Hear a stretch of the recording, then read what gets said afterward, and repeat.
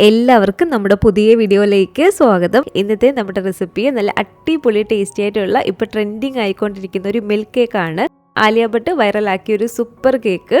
Cafe ലെറ്റോയിലെ ഒരു പീസിന് പോലും അത്യാവശ്യം നല്ല റേറ്റുള്ള ഈ ഒരു മിൽക്ക് കേക്ക് വീട്ടിൽ തന്നെ നമുക്ക് നല്ല അടിപൊളിയായിട്ട് ചെയ്തിട്ടെടുക്കാൻ പറ്റും കേട്ടോ. ഒരു തവണ നമ്മൾ ഈ ഒരു മിൽക്ക് കേക്ക് വീട്ടിൽ ഉണ്ടാക്കി നോക്കിയാൽ ഇടയ്ക്കിടയ്ക്ക് ഉണ്ടാക്കും എന്നുള്ള കാര്യം ഉറപ്പാണ് കേട്ടോ. അത്ര ടേസ്റ്റി ആയിട്ടുള്ളൊരു കേക്കാണ്. അപ്പോൾ നമുക്ക് ഇതെങ്ങനെയാണ് ഉണ്ടാക്കുന്നതെന്ന് ഒന്ന് കണ്ടു നോക്കാം. കൂടാതെ ഈ ഒരു വീഡിയോ കണ്ടുകൊണ്ടിരിക്കുന്ന സമയത്ത് നിങ്ങൾക്ക് ഇഷ്ടപ്പെടുവാണെങ്കിൽ മറക്കാതെ തന്നെ ഒരു ലൈക്ക് ബട്ടണും കൂടെ ഒന്ന് ക്ലിക്ക് ചെയ്യുകയാണേ. ചാനൽ ഒന്ന് സബ്സ്ക്രൈബ് ചെയ്ത് സപ്പോർട്ടും കൂടി ചെയ്യുക.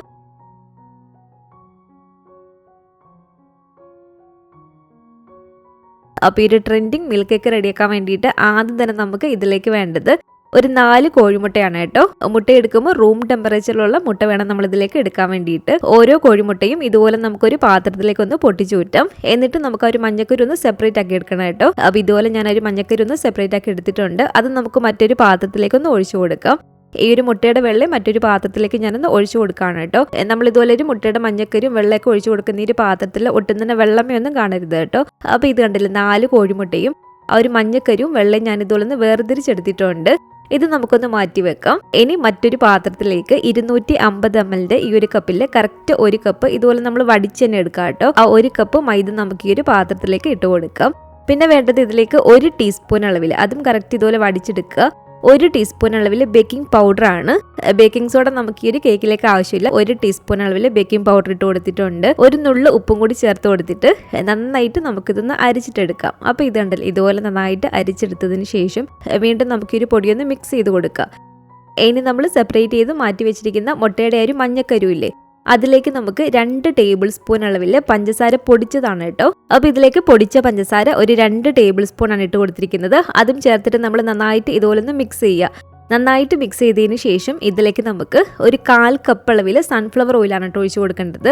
അതുപോലെ തന്നെ 1 ടീസ്പൂൺ അളവിൽ വാനില എസൻസും കൂടി ചേർത്ത് കൊടുത്തിട്ട് നന്നായിട്ട് വീണ്ടും ഒന്ന് മിക്സ് ചെയ്തിട്ട് എടുക്കുക. ഇതുപോലെ ഒന്ന് മിക്സ് ചെയ്തെടുത്തതിന് ശേഷം ഇനി നമുക്കിതിലേക്ക് നമ്മളിപ്പോൾ അരിച്ചെടുത്ത് മാറ്റി വെച്ചിരിക്കുന്ന ഒരു പൊടിയില്ലേ, ആ ഒരു പൊടി 2 തവണയായിട്ട് ഇതിലേക്ക് ഇട്ട് കൊടുത്തിട്ട് നമുക്കൊന്ന് മിക്സ് ചെയ്തിട്ട് എടുക്കാം. ആദ്യം ഇതുപോലെ കുറച്ചിട്ട് കൊടുത്തിട്ടൊന്ന് മിക്സ് ചെയ്തെടുത്തിട്ടുണ്ട്. അതുപോലെ തന്നെ ഇനി നമുക്ക് ഇതിലേക്ക് വേണ്ടത് ഒരു 1/3 കപ്പ് അളവിൽ റൂം ടെമ്പറേച്ചറിലുള്ള പാലാണ് കേട്ടോ. ഫ്രിഡ്ജിലൊക്കെ വെച്ചിരുന്ന പാലാണെങ്കിൽ നമ്മൾ റൂം ടെമ്പറേച്ചറിൽ വെച്ച് ആ ഒരു പാലിന്റെ തണുപ്പ് പോയതിനു ശേഷം മാത്രം ഇതിലേക്ക് ഒരു 1/3 കപ്പ് അളവിൽ പാൽ നമുക്ക് ഒഴിച്ചു കൊടുക്കാം. 2 തവണയായിട്ട് നമ്മൾ ഈ ഒരു പാൽ ഒഴിച്ചു കൊടുത്തൊന്ന് മിക്സ് ചെയ്തിട്ട് എടുക്കാം കേട്ടോ. അപ്പോൾ പകുതി പാലൊഴിച്ച് ഇതുപോലെ ഒന്ന് മിക്സ് ചെയ്തെടുത്തതിന് ശേഷം ബാക്കി ഒരു പൊടി മുഴുവനും ഇതിലേക്ക് ഇട്ട് കൊടുത്തിട്ടുണ്ട്. അതുപോലെ തന്നെ ഒരു പാല് മുഴുവനും ഇതിലേക്ക് ഒഴിച്ചു കൊടുത്തിട്ടുണ്ട് കേട്ടോ. എന്നിട്ട് നന്നായിട്ട് ഇതുപോലെ ഒന്ന് മിക്സ് ചെയ്തിട്ട് എടുക്കുക. ലാസ്റ്റ് ഇതിലേക്ക് 1 ടേബിൾ സ്പൂൺ കൂടി മാത്രം ഇതിലേക്ക് നമുക്ക് പാലും കൂടി ഒഴിച്ചു കൊടുത്തിട്ടൊന്ന് മിക്സ് ചെയ്തിട്ട് എടുക്കാം. അപ്പോൾ ഇത് കണ്ടില്ലേ, ഈ ഒരു മിക്സ് ഇവിടെ റെഡി ആയിട്ടുണ്ട്. ഇത് നമ്മൾ നേരത്തെ മാറ്റി വെച്ചിരുന്ന മുട്ടയുടെ ഒരു വെള്ളയാണ്, 4 മുട്ടയുടെ ഒരു വെള്ളയാണ് ഇത്. ഈ ഒരു മുട്ടയുടെ വെള്ളയിലേക്ക് 1/2 ടീസ്പൂൺ അളവിൽ നമുക്ക് നാരങ്ങ നീര് ഒഴിച്ചു കൊടുക്കാം. നാരങ്ങ നീരിപ്പം നമ്മുടെ ഇല്ലെങ്കിൽ വിനാഗിരി വേണമെങ്കിലും 1/2 ടീസ്പൂൺ ഒഴിച്ചു കൊടുത്താൽ മതി. അതുപോലെ തന്നെ 1/2 ടീസ്പൂൺ ഇതിലേക്ക് വാനില എസൻസും കൂടി ചേർത്ത് കൊടുക്കുന്നുണ്ട്. ഇതും കൂടി ചേർത്തിട്ട് നമുക്ക് ഈ ഒരു മുട്ടയുടെ ഒരു വെള്ളം നന്നായിട്ടൊന്ന് ബീറ്റ് ചെയ്തിട്ട് എടുക്കണം. ഈ ഒരു സമയത്ത് നമുക്ക് ഇതിലേക്ക് പഞ്ചസാര പൊടിച്ചതും കൂടി ചേർത്ത് കൊടുക്കണം. ടോട്ടൽ 1/2 കപ്പ് അളവിൽ പഞ്ചസാര പൊടിച്ചതാണ് കേട്ടോ ഞാനിപ്പോൾ ഇതിലേക്ക് എടുത്തിരിക്കുന്നത്.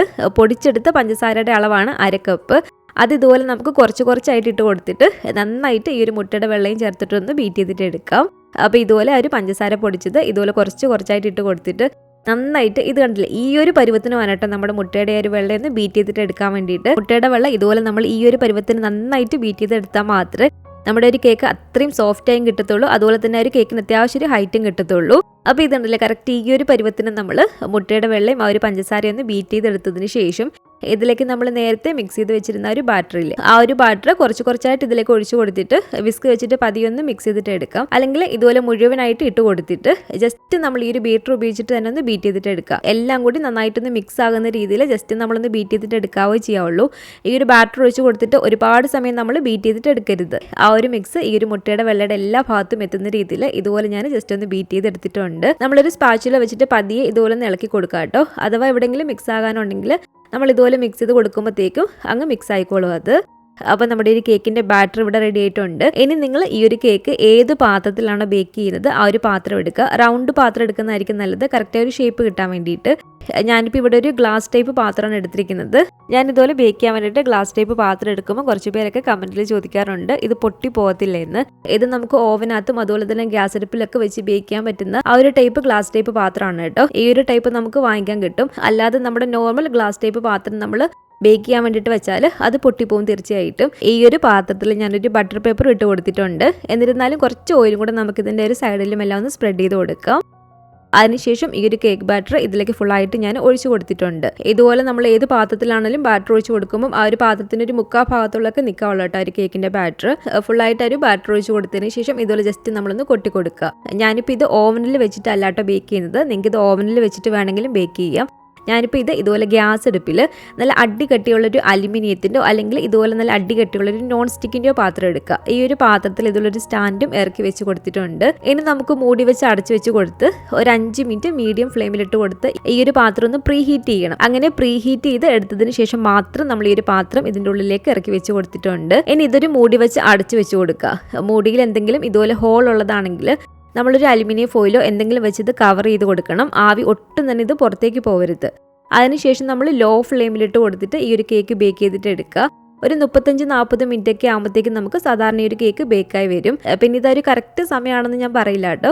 കാരണം നമ്മൾ എടുക്കുന്ന ഒരു പാത്രത്തിൻ്റെയും നമ്മുടെ ഒരു ഫ്ലെയിമിൻ്റെ ഒക്കെ വ്യത്യാസം അനുസരിച്ച് ചിലപ്പോൾ സമയം കുറച്ച് കൂടിയെന്നിരിക്കും, അതുപോലെ തന്നെ കുറച്ച് സമയം കുറഞ്ഞെന്ന് ഇരിക്കാം. നമ്മൾ ഏകദേശം ഒരു 35 മിനിറ്റ് ഒക്കെ ആകുമ്പോഴത്തേക്കൊന്ന് തുറന്ന് നോക്കുക ഇതുപോലെ. എന്നിട്ട് നമ്മളൊരു സ്റ്റിക്ക് വെച്ചിട്ട് ഇതുപോലെ ഒന്ന് കുത്തി നോക്കുക. സ്റ്റിക്ക് നല്ല ക്ലീൻ ആയിട്ടാണ് വരുന്നതെങ്കിൽ നമ്മുടെ കേക്ക് ഇവിടെ നന്നായിട്ട് ബേക്കായിട്ടുണ്ട്. അപ്പോൾ ഈ ഒരു കേക്ക് നന്നായി ബേക്കായിട്ടുണ്ട്. ഈ ഒരു കേക്ക് ഇത്രയും പൊങ്ങിയൊക്കെ വന്നാലും കുറച്ച് കഴിയുമ്പോഴത്തേക്ക് ഇത് താഴും കേട്ടോ. ഈ ഒരു പാത്രത്തിൻ്റെ ആ ഒരു ചൂട് പൂർണ്ണമായും മാറിയതിന് ശേഷം ഇതുപോലെ നമുക്ക് കേക്ക് ഇതിൻ്റെ ഉള്ളിൽ നിന്ന് എടുക്കാവുന്നതാണ്. ആ ഒരു ബട്ടർ പേപ്പറും അങ്ങടുത്ത് കളഞ്ഞേക്കുക.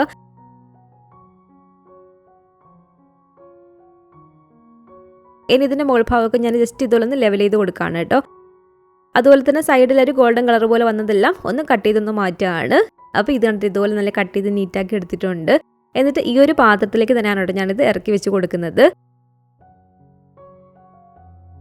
ഇനി ഇതിൻ്റെ മെയിൻ ആയിട്ടുള്ള ഒരു ഐറ്റം ആ ഒരു മിൽക്ക് മിക്സ് നമുക്കൊന്ന് റെഡിയാക്കിയിട്ട് എടുക്കാം. അതിനായിട്ട് ആദ്യം തന്നെ നമുക്ക് ഇതിലേക്ക് വേണ്ടത് ഇതുപോലെ എവാപ്പറേറ്റഡ് മിൽക്കാണ്. ഈ ഒരു മിൽക്ക് കേക്ക് ഉണ്ടാക്കുന്ന സമയത്ത് കറക്റ്റ് നമ്മുടെ ഒരു മിൽക്ക് മിക്സിൽ ഒരു മിൽക്ക് വരുന്നത് ഇതുപോലെ എവാപ്പറേറ്റഡ് മിൽക്കാണ് കേട്ടോ. ഇത് നമുക്ക് ചെറിയ കാനിലൊക്കെ വാങ്ങിക്കാൻ കിട്ടും. ഈ ഒരു മിൽക്ക് ഇപ്പം നമുക്ക് വാങ്ങാൻ കിട്ടിയില്ലെങ്കിൽ വീട്ടിൽ തന്നെ ഏകദേശം ഒരു ടേസ്റ്റിൽ നമുക്കിത് റെഡിയാക്കി എടുക്കാൻ പറ്റും. ഏകദേശം ഒരു 2-2.25 കപ്പോളം പാലെടുത്തിട്ട് അത് 1 കപ്പായിട്ട് നമ്മൾ കുക്ക് ചെയ്ത് വറ്റിച്ചു കൊണ്ടിരിക്കുക. അതിലേക്ക് നമ്മൾ കുറച്ച് ഏലക്കപ്പൊടിയും ചേർത്ത് കൊടുക്കണം. എന്നിട്ട് നമ്മളൊരു അരിപ്പയിലൂടെ അരിച്ചിട്ട് അതിൻ്റെ ഒരു ചൂട് നന്നായി പോയതിനു ശേഷം ഇതിലേക്ക് നമ്മൾ 1 കപ്പ് എടുത്താൽ മതി. അങ്ങനെ നമുക്ക് ചെയ്യാം കേട്ടോ. നമുക്കിത് വാങ്ങാൻ കിട്ടിയില്ലെങ്കിൽ ഇനി നമുക്കിതിലേക്ക് വേണ്ടത് ഇതുപോലെ 1/2 കപ്പ് അളവിൽ വിപ്പിംഗ് ക്രീമാണ്. ഞാനിപ്പോൾ ഇവിടെ എടുത്തിരിക്കുന്നത് മധുരം ഉള്ള വിപ്പിംഗ് ക്രീമാണ് കേട്ടോ. 1/2 കപ്പ് ഇതിലേക്ക് ചേർത്ത് കൊടുത്തിട്ടുണ്ട്. അതുപോലെ തന്നെ ഇതിലേക്ക് വേണ്ടത് 1/2 കപ്പ് അളവിൽ കണ്ടൻസ്ഡ് മിൽക്കുമാണ്. അപ്പോൾ 1/2 കപ്പ് അളവിൽ കണ്ടൻസ്ഡ് മിൽക്ക് ചേർത്ത് കൊടുത്തിട്ടുണ്ട്. 1/2 ടീസ്പൂൺ അളവിൽ വാനില എസൻസും കൂടി ചേർത്ത് കൊടുത്തിട്ട് നന്നായിട്ട് നമ്മളിതൊന്ന് മിക്സ് ചെയ്തിട്ട് എടുക്കാം. അപ്പോൾ ഇതുണ്ടല്ലോ നമ്മുടെ ഒരു മിൽക്ക് മിക്സ് ഇവിടെ റെഡി ആയിട്ടുണ്ട്. ഇത് ഒഴിച്ചു കൊടുക്കാൻ എളുപ്പത്തിനായിട്ട് ഇതുള്ളൊരു കപ്പിലേക്ക് ഞാനൊന്ന് മാറ്റിയിട്ടുണ്ട്.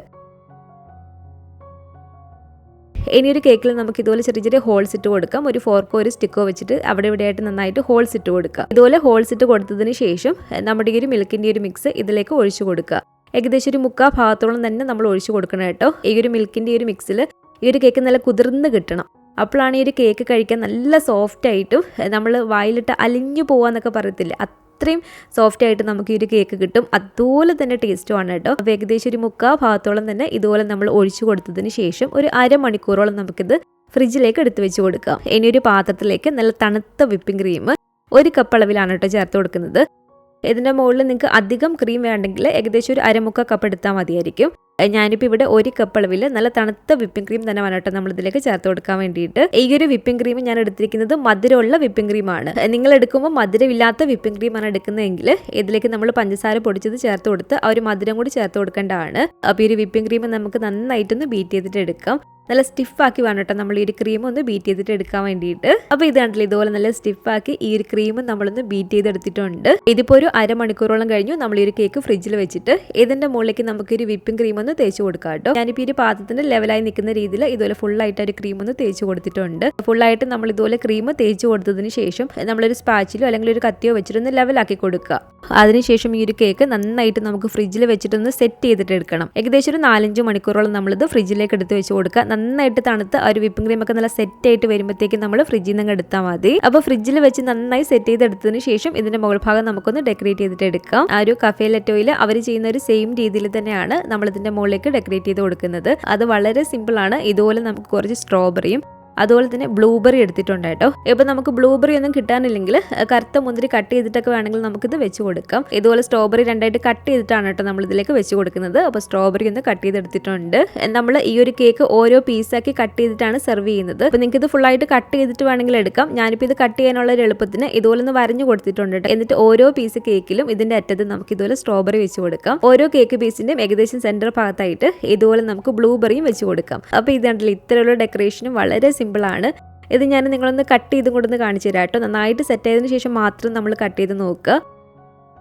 അപ്പോൾ ഇത് കണ്ടില്ല, നല്ല അടിപൊളിയായിട്ട് തന്നെ നമ്മുടെ ഒരു ട്രെൻഡിങ് മിൽക്ക് കേക്ക് ഇവിടെ റെഡി ആയിട്ടുണ്ട്. നമ്മൾ ഓരോ പീസ് ഇതുപോലെ സെർവ് ചെയ്ത് മറ്റൊരു പാത്രത്തിലേക്ക് മാറ്റിയതിന് ശേഷം നമ്മുടെ ഒരു മിൽക്കിൻ്റെ ഒരു മിക്സ് ഇല്ലേ, അത് ഇതുപോലെ ഒഴിച്ചു കൊടുക്കണം കേട്ടോ. ഇതുപോലെ ഒഴിച്ചു കൊടുത്ത് ഈ ഒരു കേക്ക് ഇതുപോലെ കട്ട് ചെയ്ത് അതിൽ മുക്കി കഴിക്കുമ്പോഴത്തേക്കും സൂപ്പർ ടേസ്റ്റ് തന്നെയാണ് കേട്ടോ. ഒരിക്കലെങ്കിലും ട്രൈ ചെയ്ത് നോക്കേണ്ട ഒരു ഐറ്റം തന്നെയാണ്. അത്രയും ടേസ്റ്റി ആയിട്ടുള്ളൊരു മിൽക്ക് കേക്കാണിത്. ഇത് ഒരുപാട് മുന്നേ ഉള്ള മിൽക്ക് കേക്ക് തന്നെയാണ്. പക്ഷേ ആലിയ ഭട്ടിൻ്റെ ഒരു വീഡിയോയിലൂടെ വീണ്ടും ഇതിപ്പോൾ ട്രെൻഡിങ് ആയിക്കൊണ്ടിരിക്കുകയാണ്. നമ്മളിത് കഫേയിലൊക്കെ പോയി കഴിക്കുന്ന സമയത്ത് ഒരു പീസിന് തന്നെ അത്യാവശ്യം നല്ല റേറ്റ് കൊടുക്കണം. അപ്പോൾ ഇതുപോലെ നമുക്ക് ഈസി ആയിട്ട് ഇത് വീട്ടിൽ റെഡിയാക്കി എടുക്കാൻ പറ്റും.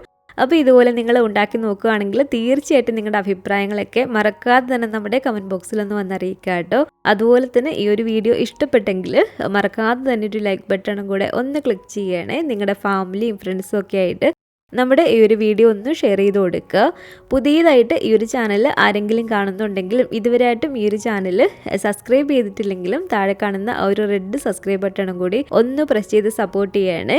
കൂട്ടത്തിൽ കാണുന്ന ബെല്ലൈക്കണും കൂടെ ഒന്ന് ക്ലിക്ക് ചെയ്ത് അതിൽ ഓൾ എന്നൊരു ഓപ്ഷൻ തന്നെ കൊടുക്കുകയാണെങ്കിൽ ഞാൻ പുതിയ റെസിപ്പികളൊക്കെ ഇടുന്ന സമയത്ത് നിങ്ങൾക്ക് അതിൻ്റെ നോട്ടിഫിക്കേഷൻ കിട്ടുന്നതായിരിക്കും. ഇൻഷാ അല്ലാഹ് വീണ്ടും നമുക്കിതുപോലെ നല്ലൊരു റെസിപ്പിയായിട്ട് കാണാം.